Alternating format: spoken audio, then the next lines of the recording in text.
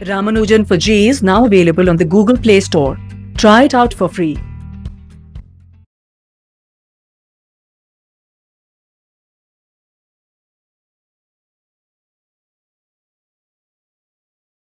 Hello, students. So we are going to study balancing redox reactions. So before going to that, I'll just take one question and I'll explain how to find out oxidation number of some of the compounds. Earlier, I have explained the how to find out the oxidation number of different an element or all the elements in a given compounds. There are five sets of one set of rules or five rules or guidelines that we call, and those based on those guidelines we find out the oxidation number of different elements in a compound or in a ion or whatever.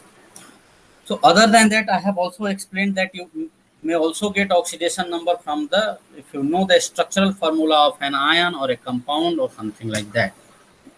And that example that this thing is a more common one, and it is if you know to find out the oxidation number of a compound from the structural formula, that is more robust thing, and you will make you won't make any mistake while doing this. But what you have to do is you will have to priorly know the structure of the ion and also the relative electronegativities of different elements that you have to know. So which element is more electronegative and which one is the less negative electronegative, and that we know from the periodic property. Usually what happens that in a periodic table, if you remember periodic table, so if in periodic table you go from right to left, electronegativity increases in a period. When you go in a period from left to right, electronegativity increases.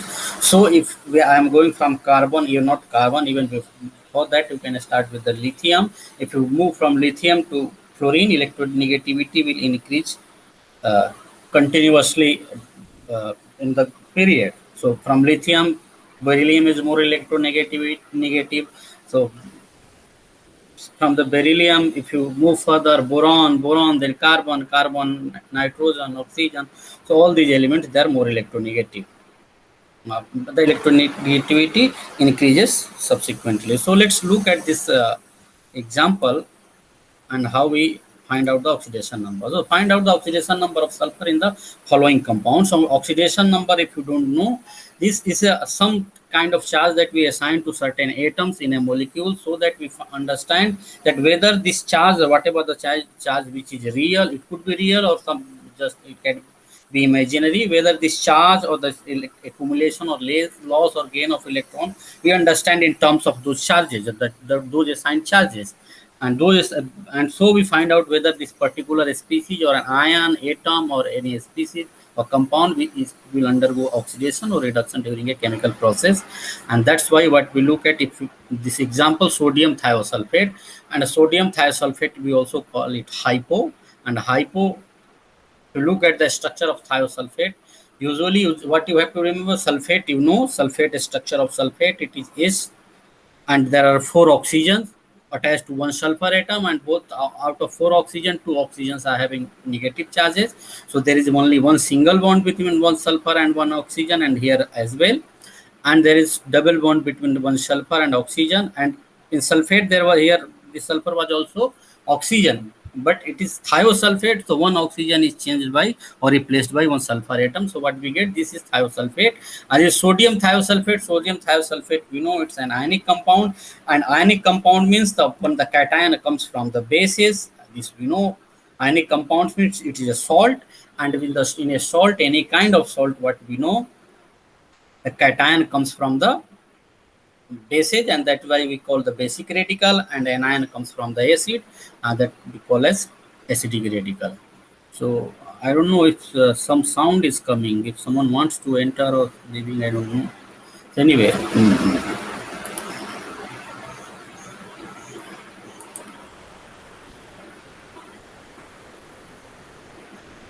let me use this pointer. Okay.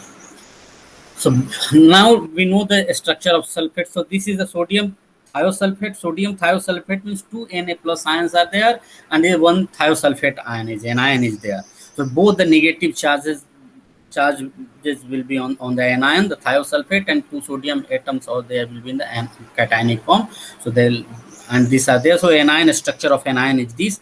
And suppose if I know the structure of anion, I can get the oxidation number of all the elements that are present in this anion. And how would I know the oxidation number? So let's look at this. So if look at this bond, this sulfur and oxygen bond, this one, this bond, the sulfur is, its electronegativity of sulfur is less than the electronegativity of oxygen. So what we assume? We assume that this bond, that the single bond, both the bonded pair electrons are shifted to oxygen. What we assume, it is complete shift we assume. If the complete shift we assume, and what we also know that out of the two electrons, bonded pair electrons, one electron was from the sulfur. So if this electron, this both the bonded pair electrons goes to oxygen, this oxygen, so there is loss of one electron on this sulfur. So because of this bond, sulfur will gain one positive charge and oxygen will gain one negative charge. And what we know, there is already one negative charge on oxygen. So what is the oxidation number of oxygen? It is -2. And the oxidation number of sulfur, because of this oxygen, it is +1. Similarly, same thing will happen with this oxygen, O minus.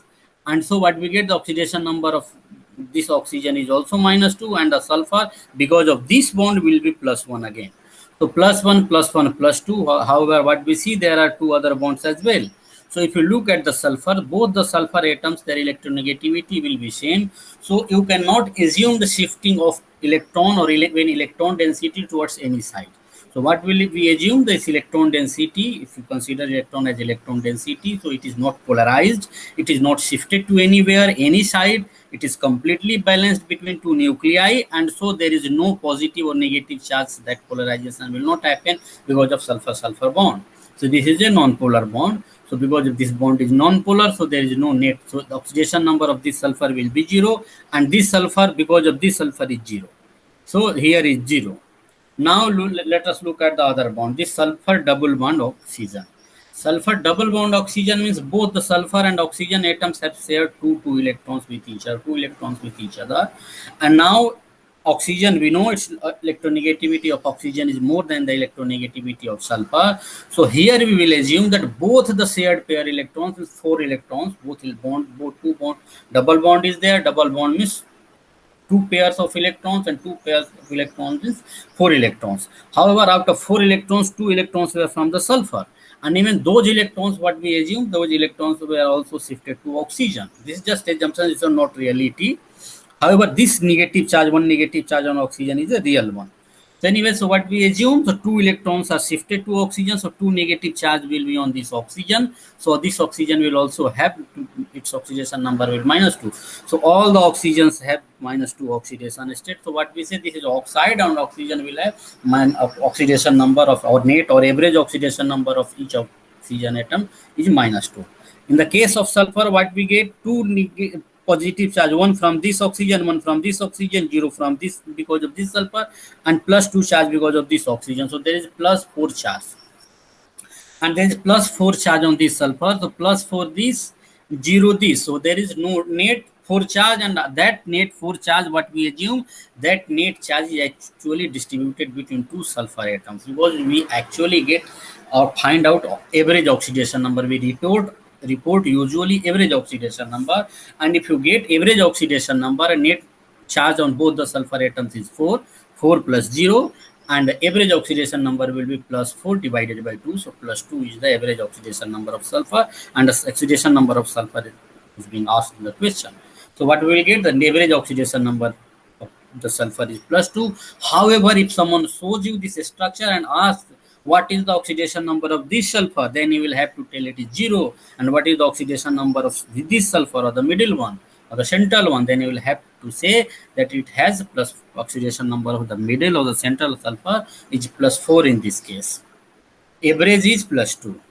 Let's look at the another example, the sodium dithionite. And dithionite means sodium Na2H2O4. So what we know, that this is again a salt, and this is again a salt, but means what? Can anyone reply? It means it is made up of 2 sodium ions and 1 dithionite ion.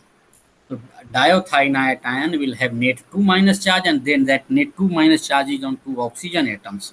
And why not on the sulfur? Because oxygen is more electronegative, and something which is more electronegative electronegative, it will accept the electron. So not the one which is less electronegative. It is simply generally this rule is followed.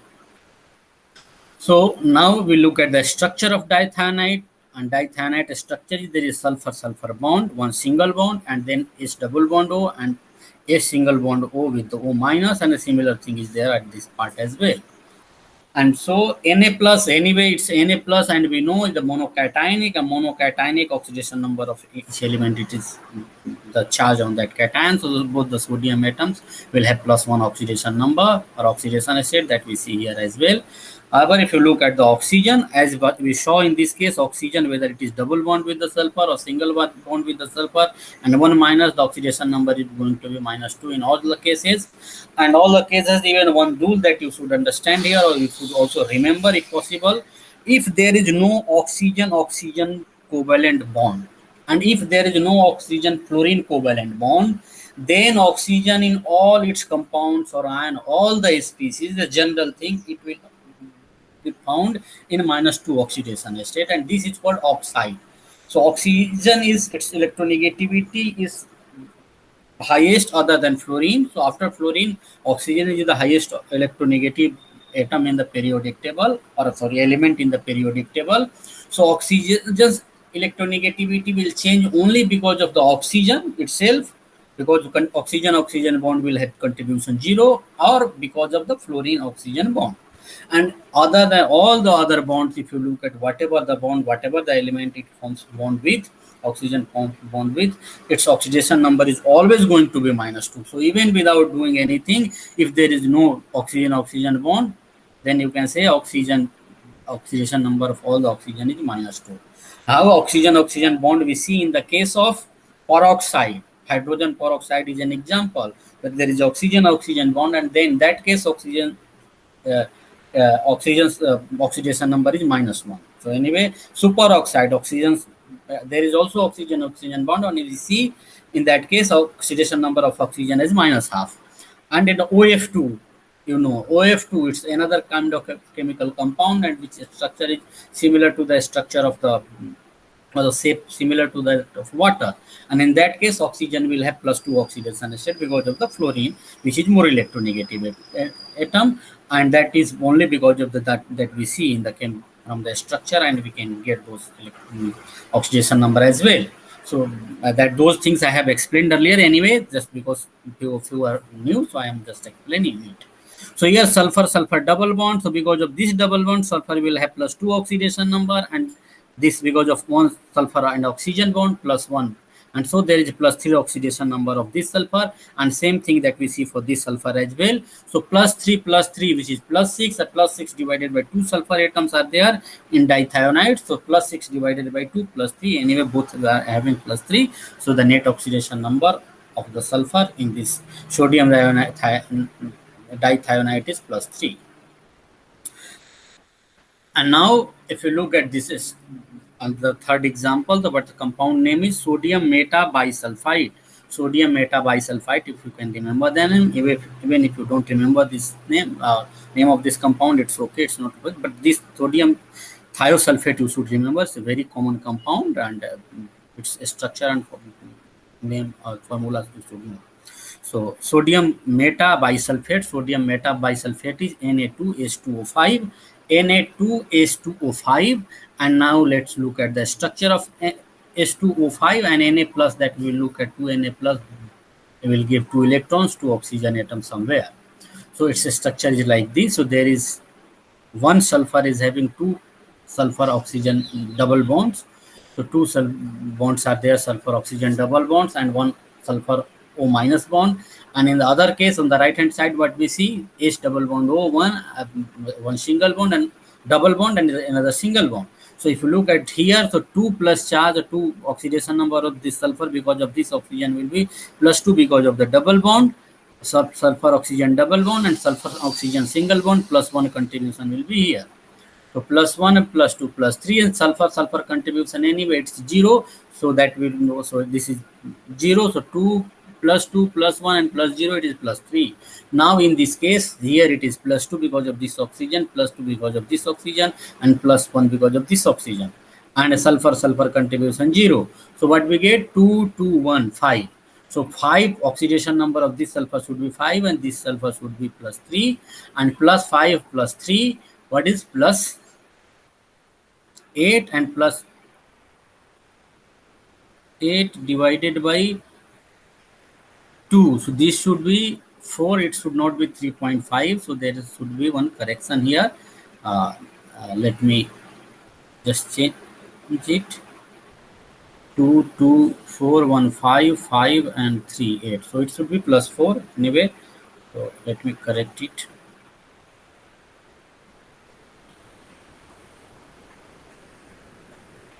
Oh.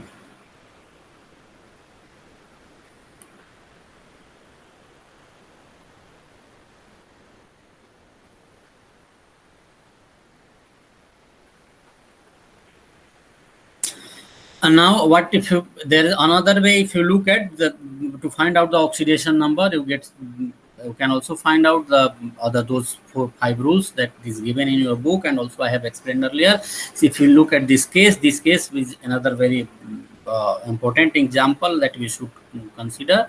So this is, if the sulfur oxygen double bond, what is the name of this compound? If you want to know, it's a sodium pyrosulfate. Sodium pyrosulfate, if pyrosulfate means if two sulfate ions are there, you heat it. Now you heat the sulfate ions or sulfate, and what you find, there is the oxygen gas will be evolved, and there will be sulfur bond, and one oxygen will be in the middle in these two sulfur atoms. So anyway, so oxidation number of the sulfur will be based on this, what we know, plus 2 because of this, plus 2 because of this, plus 1 because of this, plus 1 because of this. So 2 plus 2 plus 1 plus 1, what is that? It is 6. And both the oxygen here, if sorry, it is 6, and in this case sulfur, this is a symmetrical, so this sulfur will also have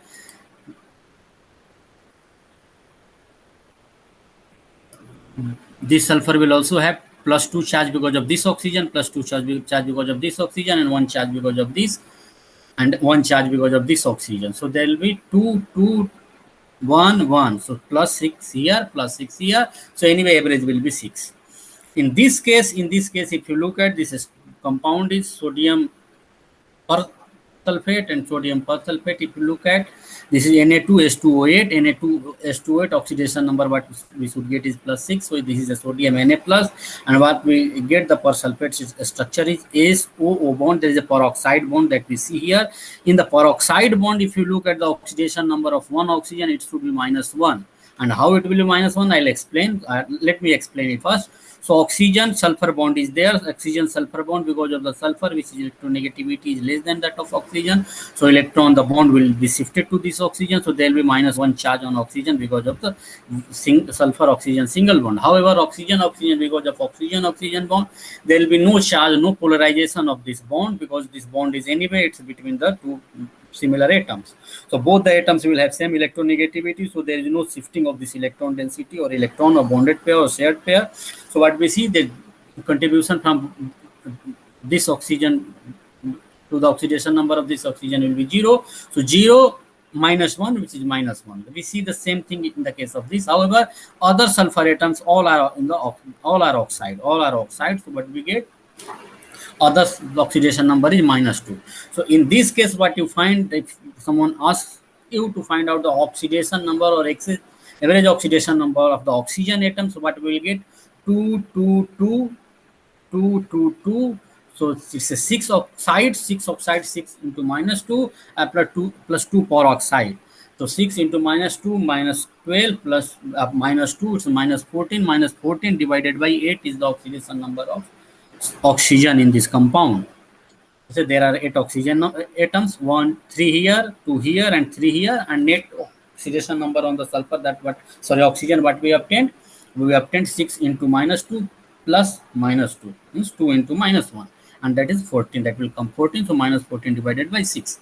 Now let's come to the sulfur. This sulfur, if you look at this contribution again, what we get, 2 because of this oxygen, 2 because of the oxygen sulfur double bond, and this is because of the oxygen sulfur single bond, and +1 because of this oxygen sulfur single bond. So +6 should be the oxidation number of this sulfur, and we get same thing for this sulfur as well, this sulfur atom.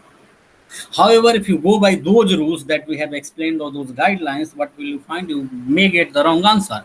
And what is that answer? Because you do not know that, because that there is a peroxide bond between two sulfur atoms as well. So two oxygen atoms are found in the peroxide. So if this formula is only given, and if I ask you to find out the oxidation number and you don't have this information that there is a peroxide bond or peroxide linkage between two sulfide groups. So if this peroxide linkage you do not know, then you will make the mistake. And why it is with this mistake will come, let us look at what we consider. We look think that both all the oxygens are in oxide, they are all oxides. So all oxides means there are 8 oxygen atoms, so 8 oxygen atoms and all are oxides. So there should be oxidation number 8 into -2, and if 8 into -2 you consider, it will come to -16, and -16 divided by 8, and -16 -16 and -16, that -16 should be balanced by 2 sulfur atoms only, and 2 sulfur atoms means 2 sulfur atoms should have +16 charge, then only the -16 negative charge will be balanced. And that is how we will get that this will the sulfur oxidation number. If you obtain there, it will come to 17. How it will be 17? Because there will be 18 and this net 2 minus charge is there. So let me explain it this way. Probably I have confused you.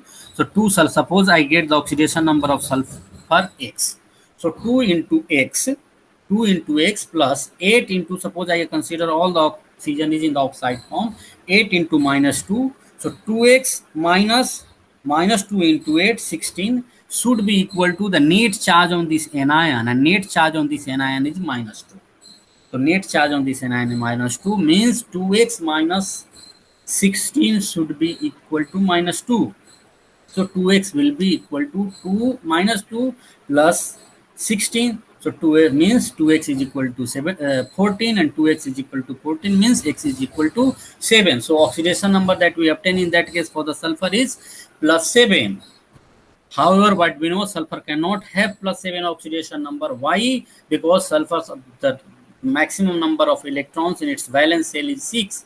So the valence shell electron of the sulfur is 6, and so sulfur cannot give more than 6 electrons in a reaction or to form any compound, because it has only 6 electrons in valence shell, and 4 electrons we know they do not take part in chemical bonding or anything, or a chemical transformation, chemical reaction.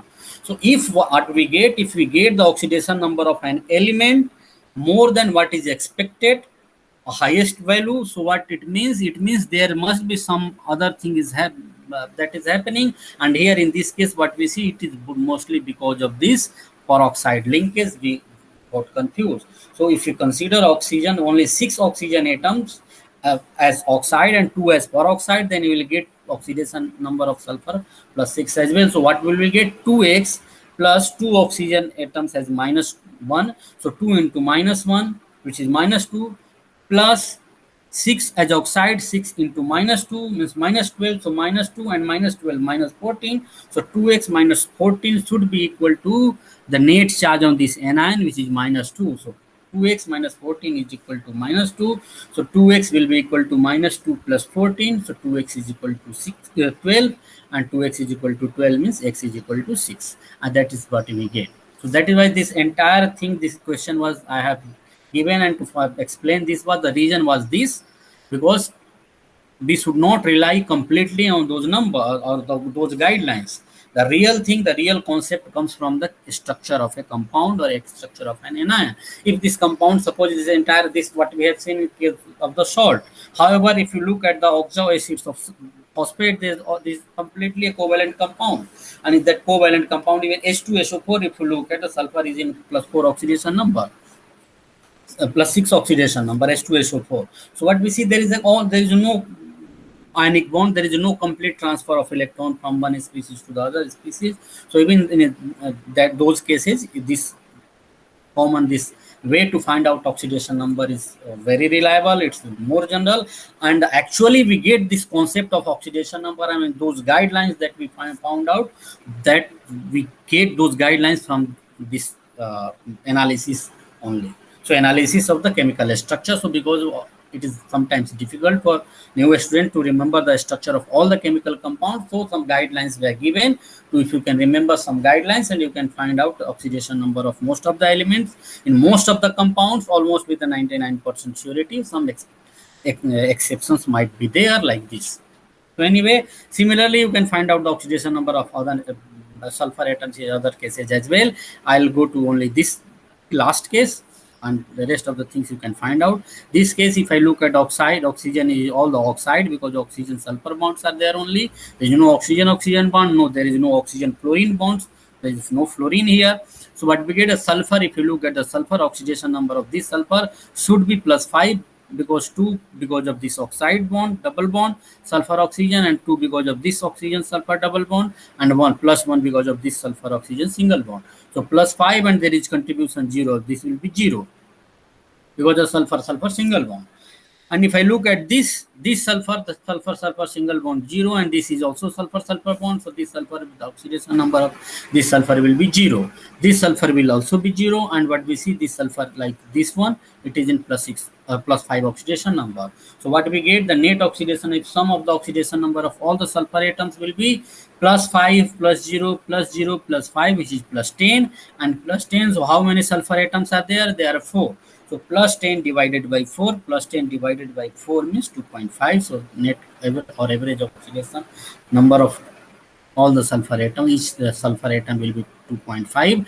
However, if someone given you this, as I said you to earlier or informed or notified you earlier, that if you are given the structure and if someone asks you specifically what is the oxidation number of this particular sulfur atom, then you will tell it is 0. What is of this? It is 0. What is of this? +5. This +5.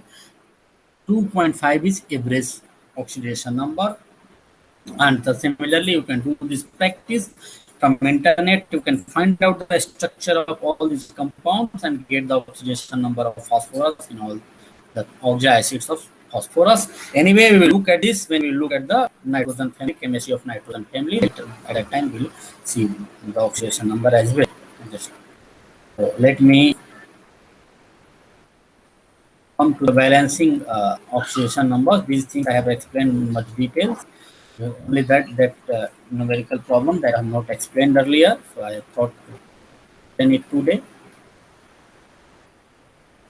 So balancing redox reaction. Balancing redox reaction is what I am going to explain. So what you know, a chemical equation you can balance. Why we need to balance a chemical reaction? First of all, this question is there. So why you need to balance a chemical reaction? This is because chemical reactions, they follow law of conservation of mass. Law of conservation of mass, what we know, even if you look at the Einstein energy mass relationship, E is equal to mc square. So if there is a loss of mass, there will be a lot of energy, and that c value of c, you know, it's the speed of light is 3 into 10 to the power 5. 10 to the power 8 meter per second, 10 to the power 5 kilometer per second. So 3 into 10 to the power 8 approximately, and c square, and this c square, if multiply, it's 9 into 10 to the power 9, 8 into 2, it's 16. So, and you multiply this whatever the mass, something like this. So it's very huge energy usually we see. And Lavoisier gave us, let us not go into that, you will study those things probably in your physics class. That's not our worry. So the thing is, let us look at the chemistry perspective, chemistry point of view, and what we know, the Lavoisier given the law of conservation of mass. Law of conservation of mass means during a chemical transformation, there should not be any loss or gain of mass. A loss of or gain of mass means the mass that you have taken as a reactant, and a similar same mass of product you should obtain in gram or whatever unit you consider. Now, if I look at the chemical reaction like the hydrogen reacting with oxygen to give water molecule. So if I simply write a chemical equation, H2 plus O2 gives H2O. So this is what we know, hydrogen reacts with oxygen to give water. And hydrogen, we know hydrogen exists as a diatomic molecule. Oxygen also exists as diatomic molecule. We cannot write one hydrogen and one oxygen atoms because there is no separate existence of oxygen or hydrogen atoms.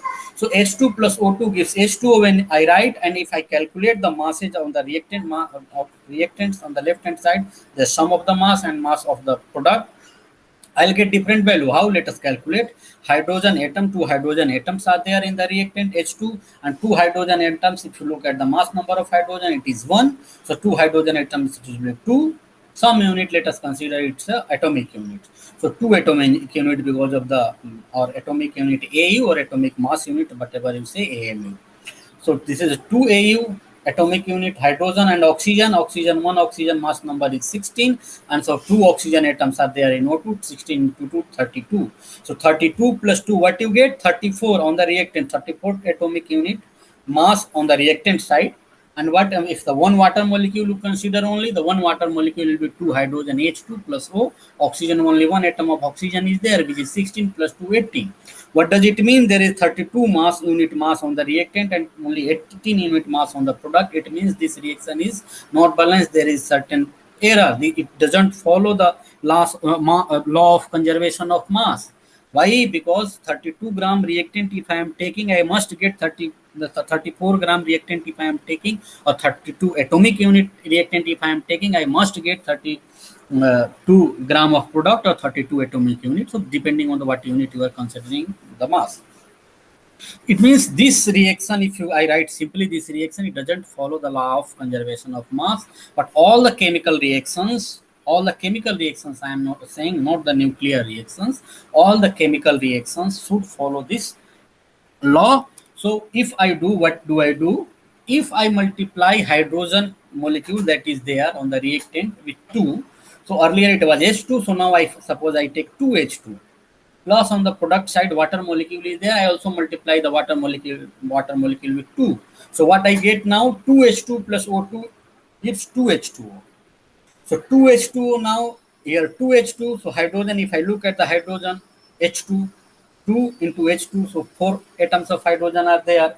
Now oxygen, the 2 atoms of oxygen on the product side, 2H2O was there, so 2H2O is there, so 2H2O means 2 into H2, again 4 atoms of hydrogen and 2 atoms of oxygen, because 2H2O it is there, 2 atoms of oxygen. If you calculate the masses of all the reactants, sum of mass of the reactants in this case and oxygen product as well, 2 water molecules, you will get both the cases the mass will be equal. How will you get? If you just balance the atoms, the particular atom, their numbers on reactant product side, by just balancing those atoms, their numbers or their number of moles, whatever you say, you can actually follow, you can arrive to a certain position where this reaction or this equation will automatically follow the law of conservation of mass. And that is why, to follow the law or to abide by the law of conservation of mass, we need to balance those chemical reactions.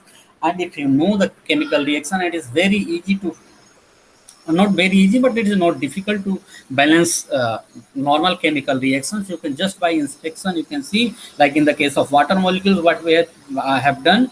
So in the case of water molecule, formation of water, this reaction from H2 and O2, hydrogen and oxygen. So just by inspection, I multiplied hydrogen atom on the reactant with 2 and product water from the 2, and then I get the balanced reaction. And if you calculate the mass, actually you will get the 32 because of the oxygen on the reactant, and what you get, 4 hydrogen atoms, so 32 plus 4, it is 36, and the water molecule, the molar mass of water we have calculated, it is 18, and there are 2 molar water molecules, 2 into 18, it is 36. So anyway, you get this law of conservation of mass, it will be fulfilled. So we also need to balance redox reactions. It is not for the only, and the redox reaction, however, are a bit difficult, a bit tricky. They are not trivial to be balanced. Why? Because in the redox reaction, something else is also happening. And what is that something else? Because in redox reactions, what we see, there are involvement of ions as well. And if there are involvement of ions, one thing that we always see, that a chemical reaction, that during the chemical reactions, again, the charges must be balanced. Not only the atoms, but the net charge on the reactant and product should also be balanced. And net charge is balanced. The other thing is that in the redox reactions, what happens? Oxidation. Oxidation is the loss of electron, and reduction is the gain of electrons. Also, the loss and gain of electrons, both should also be the same. So whatever the electrons are being lost by the species which is undergoing oxidation, the same number of electrons, the same electrons should be accepted by someone else, and that is species. And if it is not happening, if it is not equal, then this reaction is not going to be a balanced equation. So there are 2-3 things that happen simultaneously in a redox reaction. So what we follow, we get certain set of rules so that all these kind of things are taken care of. And if all these things are taken care of, what we get, so this is not, as I said, it's not as trivial. to balance redox reactions. You cannot easily balance them just by inspection. Most of the reactions, some reactions you may do, or if you are very imaginative, you can do even a complex reactions. But the thing is, you may make mistake during those. So we have given some rules. We have obtained some rules. It was given by scientists earlier. So there are two methods that we usually follow. One method is called oxidation number method, and another is called half reaction method. So I don't know whether am I clear to you. If any one of you has any question, can you please ask? I'll be happy to take questions. Am I making sense? Am I clear to you? Okay, so let's see the two methods. The oxidation number method. Oxidation number method I have explained in last class. Again, I am because of some disturbances were there, so I'll again explain it. And then the second method is this half reaction method. And half reaction oxidation number method means if you calculate the oxidation number of all the elements, from that you find out which element is undergoing oxidation, which is undergoing reduction, and then you follow certain rules later and you balance the redox reaction. However, half reaction method, what we do, we complete this redox reaction is given, and complete redox reaction, we divide that reaction into two halves. And two halves, one is called oxidation half and another is called the reduction half. Oxidation half will have to recognize which species is being oxidized, and based on that we separate out that, so we get oxidation half. And if someone is getting reduced, so that is a reduction half, we will have to recognize, identify, and we'll separate that as well. And then what we do, each reaction half or it be balanced separately, both of them, and then we add both of the equations. After adding the equation, if something on reactant and product are common, we will cancelling out, we will remove them, and thus we get a balanced reaction. So the oxidation number method, let's look at the is based on the change in oxidation. Anyway, I have explained it. So let's another thing that you have to take care is during the redox reaction, sometimes in a reaction that is given to you, the involvement of H plus or water molecules or in hydroxyl ions are not shown there. But since if the reaction is happening in aqueous solution, means if the medium is water, aqueous means water. If the reaction is happening in water, the medium is water. It means there is always involvement of some water molecule of the H plus ion if the reaction is happening in acidic medium. In which medium? If the reaction is happening in acidic medium, so H plus ions will be involved. And as we know that in acidic medium, H plus ions are in excess than the OH minus ions. And if the reaction is happening in basic medium, so there will be involvement of OH minus ion, hydroxyl ions. And hydroxyl ions and water molecules are anyway common in both the type of reactions. And why we don't show these molecules in the redox reactions when we show sometimes we don't show, because these reactions, oxygen, hydrogen, they do not undergo any change in oxidation number. So that is why people do not show. But it doesn't mean they do not take part in reaction. They do take part in chemical changes, and they provide certain elements, certain atoms to balance those reactions. So let's look at the oxidation number method and some steps that is given. Write the correct formula for each reactant and product. Either whatever the question is given, from that question you will have to find out, identify which is reactant and which are the products. And the reactants and products you will have to write, and you have to write a complete write this redox reaction. And the complete redox reaction, complete though it is not balanced, but it is a complete reaction, redox in terms of redox processes. Then what we have to do, we have to identify the atoms which undergo redox processes or redox changes. And what does it mean, or the change in oxidation number? So we'll have to find out the oxidation number of each atom, and then we'll have to then find out which atom oxidation number of which of the atoms is being changed or is changing during the chemical transformation. So that way we will find out which atom is undergoing oxidation and which one is undergoing reduction, oxidation. Someone's oxidation number is increasing, means it is undergoing oxidation, and someone's oxidation number is decreasing, so it is undergoing reduction. And then what do we do?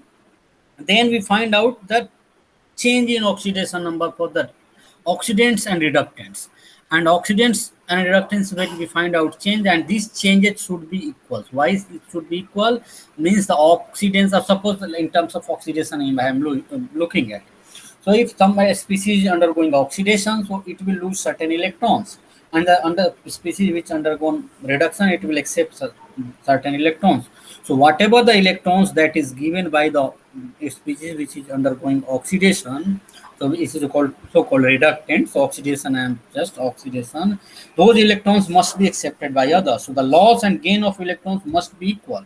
To make loss and gain of electrons, if we have to multiply this numbers that we have obtained by certain things to make them balance the loss and gain of electrons, that trick we do. And then we ascertain the involvement of ions. Why we ascertain the involvement of ions? This is because we also find out the net, this reaction should be balanced in terms of net ionic charge as well. And net ionic charge or net charge is whatever the net charge on the product you see, the same net charge will be also in the reactant, and so that should be balanced. And that we do by just adding H plus ions or OH minus ions.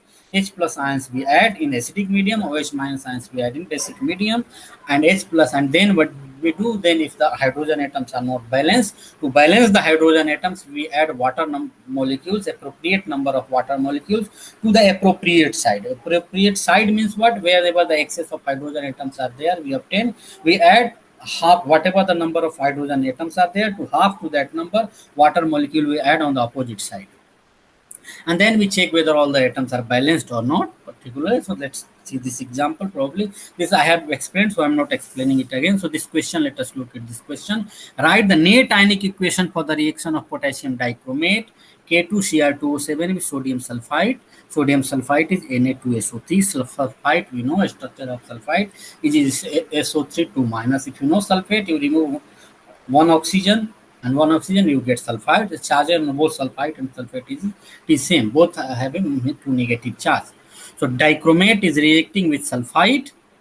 So dichromate, potassium and sodium, but we know one thing that I'm just want to explain it here.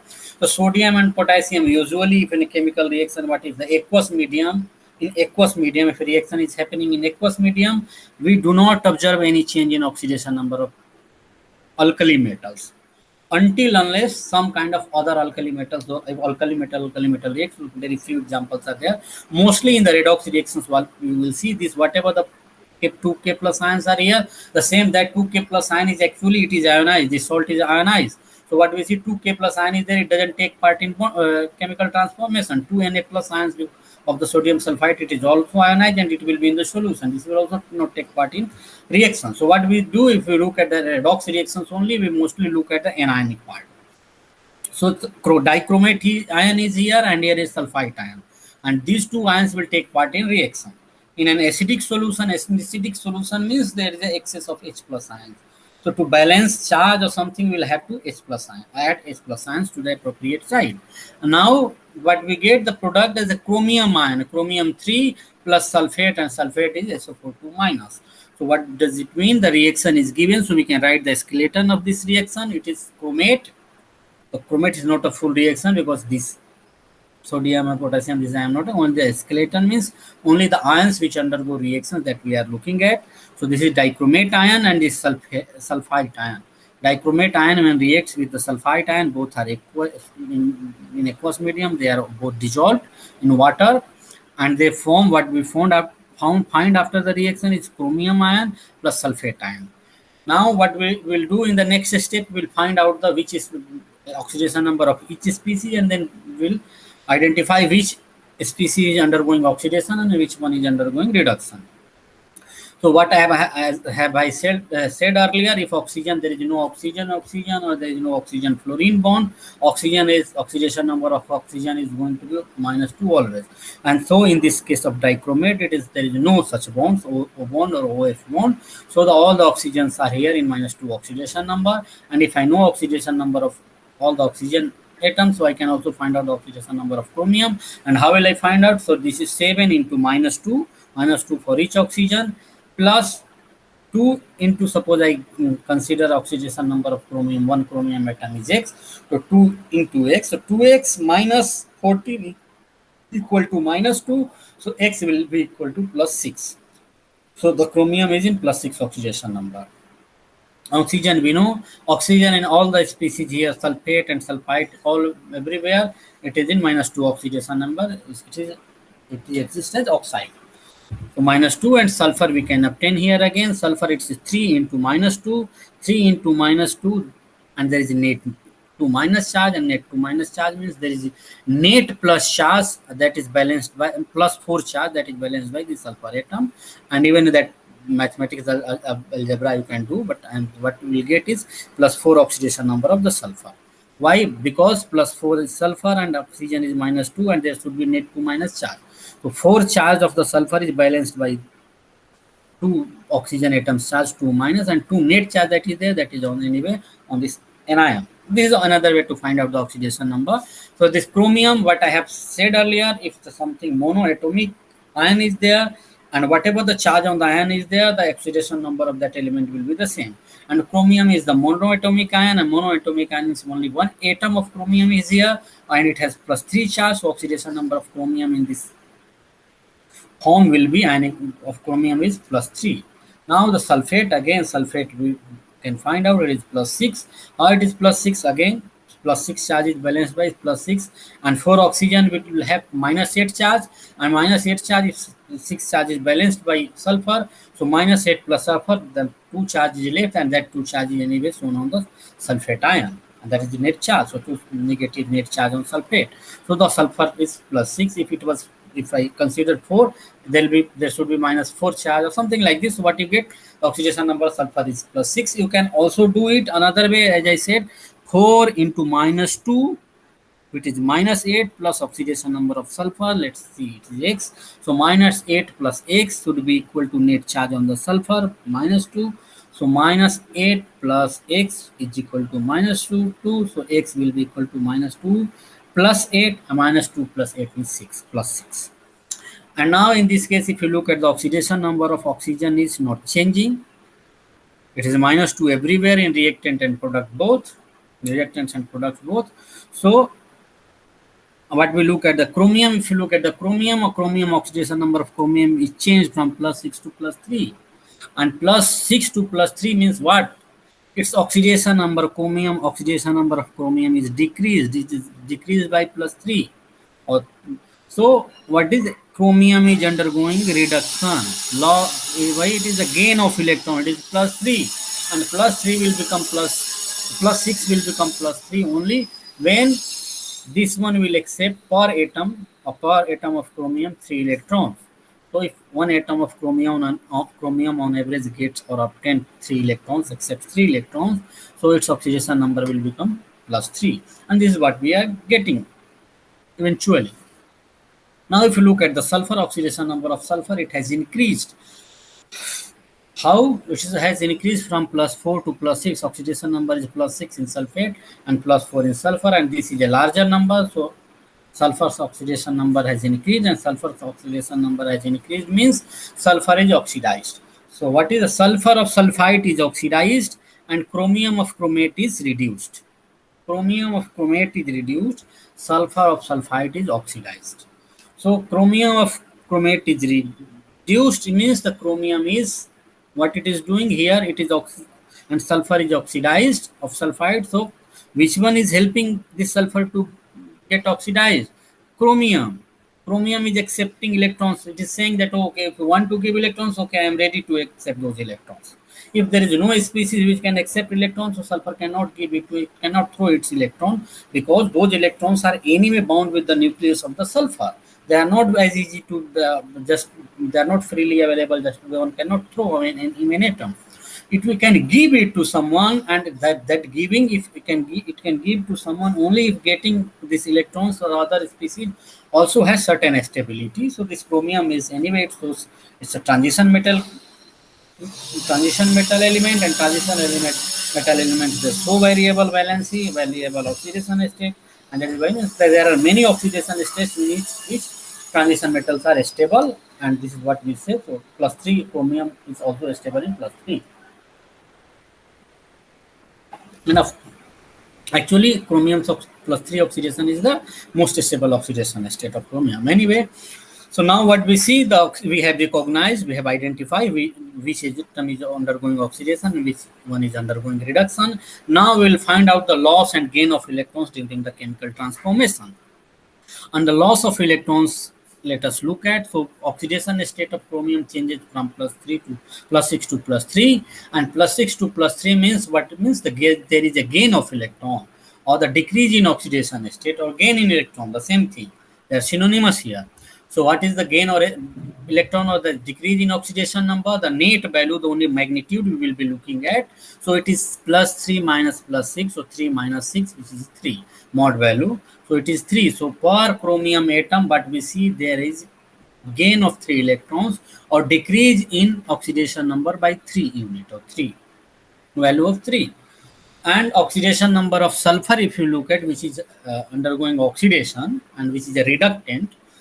Undergoing oxidation means it is reductant or reducing agent, another term. So it has changed from +4 to +6, +4 to +6. So what is the change, net change? So I'll get final minus initial, 6 minus 4. Again, the mod value only we are interested in. This 3 minus 6 is -3. So mod value will be 3. So anyway, so what we get, so there is a loss of electrons in the per sulfur atom 2. So one sulfur atom loses 2 electrons, it loses 2 electrons, gives 2 electrons, donate 2 electrons, and one chromium atom accepts 3 electrons. But the thing is, this the number of electrons donated and accepted are not balanced, not equal. To make them equal, this should happen. Actually, this should be balanced in the reality.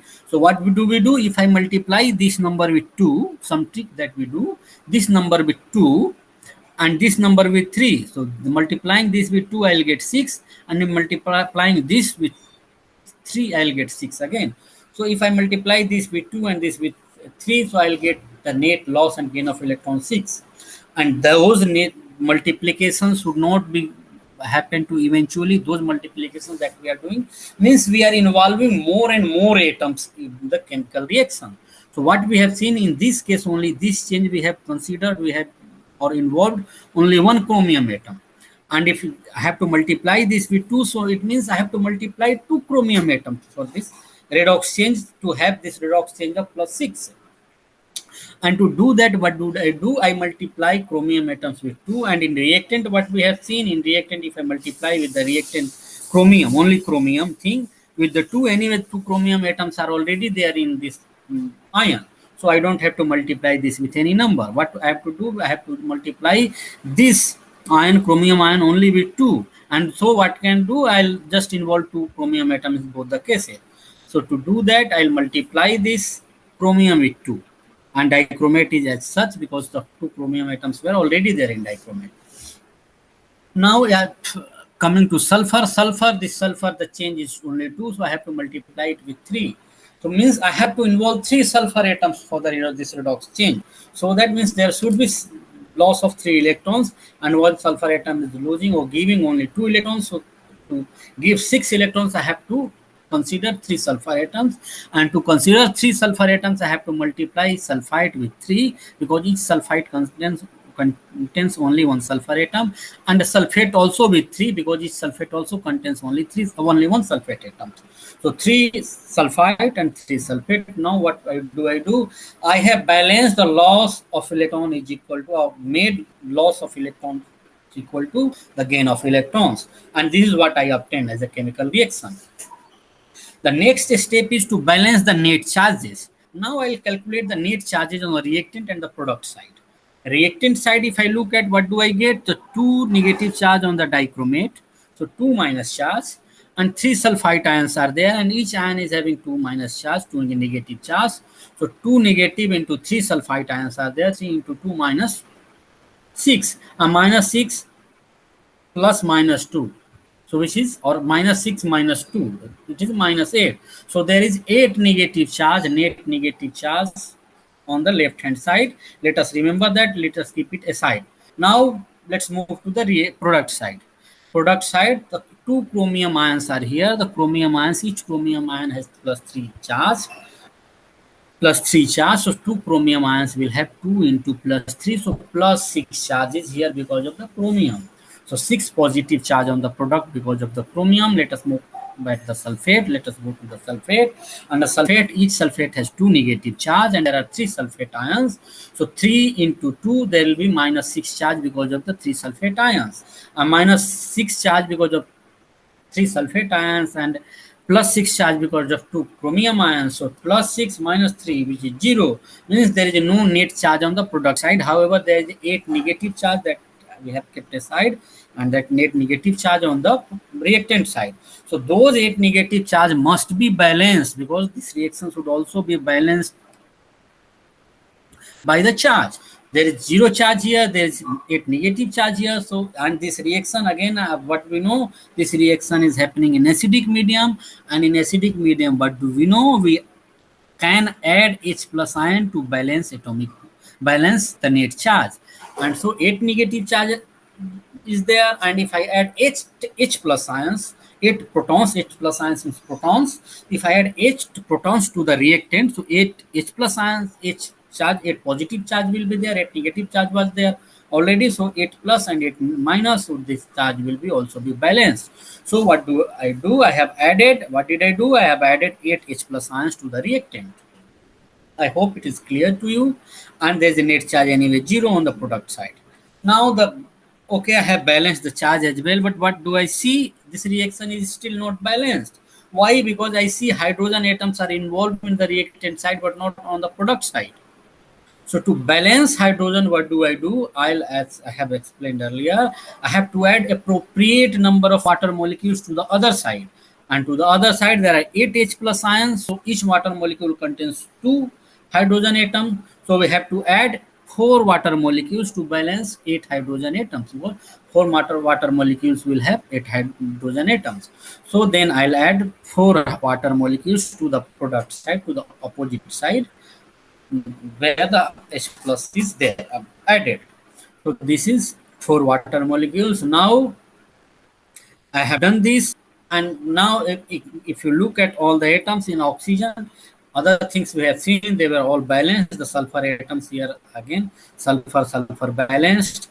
Chromium is balanced, because when I was just balancing the loss and gain of electrons, what we have seen, we have already balanced the number of chromium atoms, we have already balanced it, and the sulfur atoms are balanced. As I said, oxygen, hydrogen is now balanced, net charge is balanced.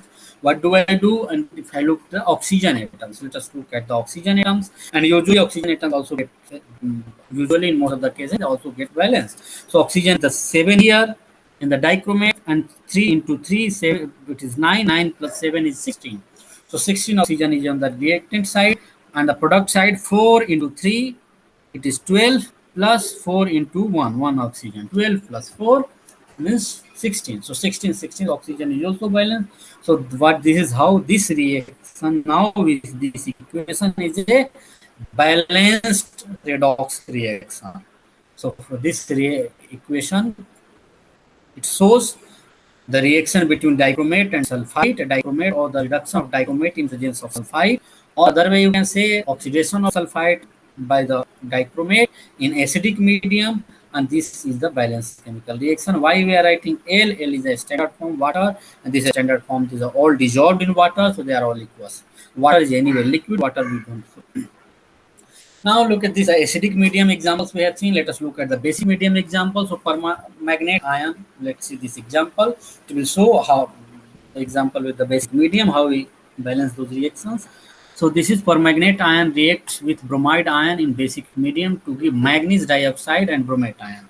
So manganese dioxide, what do we know? MnO2, manganese dioxide, and bromide ion permanganate, what we know? KMnO4 is potassium permanganate. So MnO4 minus is permanganate ion, and permanganate ion reacts with bromide. So these two are reactants, and what we get after the reaction to give manganese oxide and bromate ion. So bromate ion is product, and manganese dioxide MnO2 is the product. Now we can write the skeleton of the reaction. So MnO2, the permanganate ion, plus bromide here, and MnO2, the solid. MnO2 manganese oxide is a solid, plus bromate ion. This is bromate ion is here. Now we do not know bromine. In the case of bromine, what we have to do now, we have to identify which atom is undergoing oxidation and which one is undergoing reduction. To do that, we have to find out oxidation number of all the atoms or all the elements in this reaction. So bromine, if you look oxidation number in this bromide, this is a monoatomic ion, or though it is an ion. So monoatomic anion, this has 1 negative charge, so its oxidation number is -1 simply. And oxygen is all this oxide, it's minus of 2 oxidation number. There is no O bond, there is no OF bond, so oxygen is a -2 oxidation number in all the other species. So whether it is bromate, it is manganese dioxide, or it is permanganate. So oxygen is -2 oxidation number. So what we see anyway, oxidation number of oxygen is -2, so there is no change in oxidation number of oxygen, so oxygen is not taking part in the redox reaction. Manganese, we can get the oxidation number, and manganese oxidation number, how will we get? So there will be -4 oxygen, 4 into -2, 4 into -2 is what? 4 into -2 is -8, plus oxidation number of manganese, oxidation state of manganese -8 is equal to -1. Net charge means the oxidation number of manganese will be +7. Here similarly you can get one oxygen atom is -2 oxidation number, so 2 oxygen -4, and that -4 charge is balanced by manganese oxidation number because this species is neutral. So +4 manganese must be having +4 charge on the and so +4 and -4 because of 2 manganese oxygen. So this is how we get net charge 0. So manganese is +4 oxidation state here. And the bromate, the bromine we can get the bromine, the 3 into -2, 3 into -2 plus oxidation number of bromine is equal to -1. So you can get the oxidation number of bromine +5. You can do this exercise on your, you can take copy and pen and you can do this exercise on your own, whatever, however, this following the method that I have explained.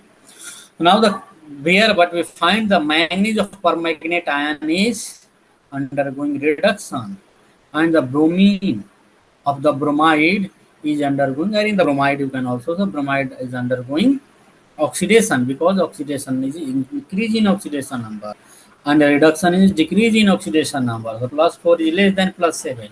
So there is decrease, and this +5 is more than -1. The number, so this is an increase. Now what we do? We'll find out the change in oxidation number. Or change in oxidation number. First we'll find out per atom. So per manganese, what we know, the change is 4 minus 3. The net value, only the magnitude we will be looking at. So 4 minus 7, it is -3. The only magnitude, the mode value, which is 3. So there is a loss of 3 electrons per manganese atom in this chemical transformation. For bromine, if I look at, it is from -1 to +5 it changed. So the change is +5 minus -1. So -1 will become +1. So +5 +1 is 6. So there is change of 6 in the case of bromine. And it means the 6 electrons were removed by bromide to go into the bromate form. And so those 6 electrons were accepted by how many manganese we need here? Because one manganese can accept only 3 electrons. So we need 2 manganese atoms here, 2 manganese atoms. So if I will multiply this number with the 2, something that will get the balanced one. And bromide we don't have to balance because anyway the bromide mean only this is a simple number. So what we get, the 3 into 6, 3 divided by 6, 3 divided 1 is to 2. So it's just the simple ratio we follow. So simple ratio we follow means I have to multiply this manganese with 2 manganese thing, a manganese species related to the manganese. Here manganese in the permanganate is only 1 atom per permanganate ion. So per permanganate ion only 1 manganese. It means I have to multiply this with the 2 permanganate ion. The manganese dioxide, also the manganese per molecule manganese, only 1 manganese atom is there. So I have to multiply this also with 2 to make this 6 electron, that electron that were lost by bromine, to be balanced here. And now what I see, the 2 manganese, if I involve, there is change of 6, and only with 1 bromine, what I see, the change of 6. So now the loss and gain of electrons are balanced. So with that, now the next step is to balance the net charge. And to balance the net charge, let us look at the charges. So there are 2 permanganate ions, so 2 negative charge on the reactant side because on the permanganate, 2 minus here and 1 bromide, so 3 minus on the reactant side. And on the product side, what we see, this is a neutral species, and this is only one bromate ion, and 1 bromate ion is having only 1 negative charge. So 3 negative charge on the left hand side and 2 negative charge on the right hand side, the product side. And the thing is, now here we have to take a pause and think whether this reaction is, we have to balance the charge, but we have to think whether this reaction is happening in acidic medium or the basic medium. So we know this is given the reaction is happening in basic medium. So to balance the charges, we have to add OH minus ions, not H plus ion. We'll add hydroxyl ions here, and the hydroxyl ions to the at the appropriate side and in appropriate number. So how many hydroxyl ions we have to add? So if we add any number of hydroxyl ion on the left hand side, we cannot make the charge balance because we are increasing the negative charge more and more. On the left hand side, it is already in excess on the left hand side. So we have to add OH minus ion to the right hand side, to the product side. And it was 3 here, 3 negative charge earlier on the left hand side and 1 negative charge on the product side. So if I add 2 OH minus ions to hydroxyl ions, then I can balance the net charge. So 2 OH minus ions here and 1 negative here. So net 3 charge here on the product side as well. So I added 2 hydroxyl ions on the product side. The next step now is what then we have to balance the hydrogen atoms. And hydrogen atoms, what we see here, the hydrogen atoms on the product side is 2. So 2 hydrogen atoms on the product side and there is no hydrogen atom on the reactant side. No hydrogen atom, you can see none of the species contain hydrogen. So what we need to do, we have to add appropriate number of water molecules, and appropriate number of water molecules covered. 2 hydrogens were in excess, 2 hydrogen, and each water contains 2 hydrogen atoms. So if I add 1 water molecule to the left hand side, hydrogen will be balanced. So hydrogen, I have added 1 water molecule on the left hand side. Now what I see of hydrogen is also balanced. Net charge was already balanced because by adding water molecules are not affecting charge of any species, any side, because water is neutral. And the manganese were also already balanced. 2 manganese, both the side, bromine, and it was balanced. We have looked at bromine, 1 bromine, 1 bromine. Hydrogen is balanced, and what we have to do, look at the oxygen atoms only. Finally, we look at the balance, whether the oxygen atoms are balanced or not. Let us find out. 2 into 4, 8 oxygen atoms here and 1 because of the water, 9 oxygen atoms on the reactant side. In the reactants, there are 9 oxygen atoms, and in the product side, what we get, 2 into 2, this for the manganese. So 2 into 2, 4, and 3 from the bromate. 4 plus 3, 7, and 2 from the hydroxyl ions. So 7 plus 2 is 9. So 9 atoms of oxygen are also involved in the product. So what we get, everything is balanced. Loss and gain of electrons are balanced. Hydrogen atoms are balanced, oxygen atoms are balanced, net charge is balanced, everything is a bromine, manganese, their atoms are also balanced. So now we say that this redox reaction is also balanced. And this was the method that we look at, that we involve the change in oxidation number, and the oxidation number method, the half reaction method, that we will see the next time. If you allow me, I can explain it today as well. So I think it will take some time, so I'll explain it in the next class.